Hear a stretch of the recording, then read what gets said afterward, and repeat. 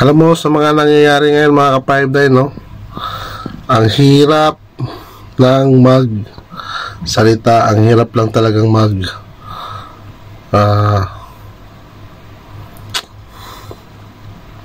hindi ko mahanap yung magandang salita na pwede kong sabihin sa mga nangyayari ngayon.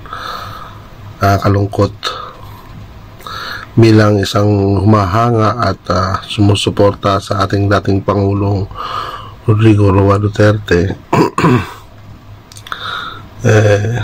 Napaka bias ba tawag doon, napaka hindi makatarungan ang mga ginawa sa kanya, hindi makatarungan na lahat mula sa umpisa hanggang sa ipadala sa hindi makatarungan. Sabi nga ng mga ibang mga nababasa ko sa comment section is paraan lang daw yun para magkaroon ng magalit yung mga tao,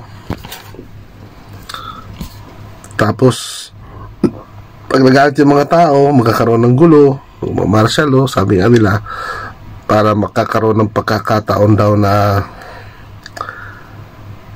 magkaroon ng martial law, at pag nag-martial law sila na maghahari.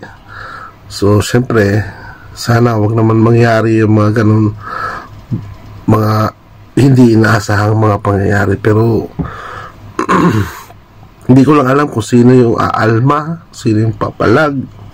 Kung may kakayahan lang ako gumalaw, maaaring ako ang mauuna, pero wala rin akong magagawa.